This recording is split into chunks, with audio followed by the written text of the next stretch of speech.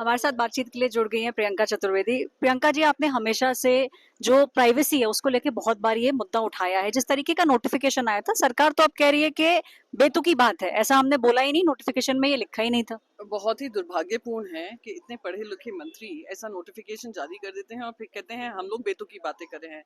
बेतुका बेवजह नोटिफिकेशन तो उनकी तरफ से आया था साइबर सिक्योरिटी के आड़ में, और हमने देश भर में देखा है कोई भी लॉ जहाँ पे आपके पोस्टल कुरियर सब में ताक झांक की जा सकती है नेशनल सिक्योरिटी की आड़ में, वैसे ही नेशनल सिक्योरिटी की आड़ में जर्नलिस्ट पत्रकारों पे पेगासस के थ्रू सर्वेलेंस कराया, ऑपोजिशन लीडर्स पे स्टेट स्पॉन्सर्ड सर्वेलेंस कराया।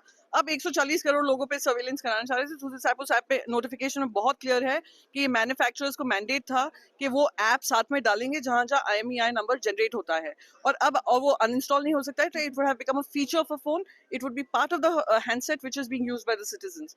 अब आकर क्लैरिफिकेशन इसलिए दे रहे हैं क्योंकि देश समझ रहा है किस तरीके से ही हमारे घरों में घुसकर, हमारे फोनों में घुसकर ये जानना चाहते हैं हम किससे बात कर रहे हैं, क्या बात कर रहे हैं, कहाँ उठ रहे हैं, कहाँ बैठ रहे हैं, कहाँ घूम रहे हैं, कहाँ खाना खा रहे हैं, क्या खाना खा रहे हैं, क्या कपड़े पहनकर खाना खा रहे हैं, ये सब जानना चाहते हैं। उससे रोक लगाई है, तभी आकर मंत्री जी ने स्पष्टीकरण दिया। क्या आपको ऐसा लगता है कि बैक चैनल और भी कुछ सरकार कर सकती है, ऐसा कोई और अगर नोटिफिकेशन? ऐसा नोटिफिकेशन इस तरीके का जारी करेंगे या इस तरीके के काम होगा और हमारे संज्ञान में आएगा, मैं इसको पुरजोर तरीके से उठाऊंगी, क्योंकि as far as I know India is a democratic country. India has it in its constitution, अपने कॉन्स्टिट्यूशन में एंश्राइंड है कि राइट टू प्रिवेसी एक सिटीजन का अधिकार है, और अगर उस अधिकारों का हनन होगा तो मैं उसको पुरजोर तरीके से उठाती रहूंगी। हनन नहीं होना चाहिए। जिस तरीके से सरकार ने नोटिफिकेशन किया था उसमें साफ लिखा था कि वो ऐप इनबिल्ट रहेगा और उस ऐप को डिलीट नहीं किया जा सकेगा, लेकिन विपक्ष इसके खिलाफ मजबूती से खड़ा है। ऐश्वर्या पालीवाल, आज तक।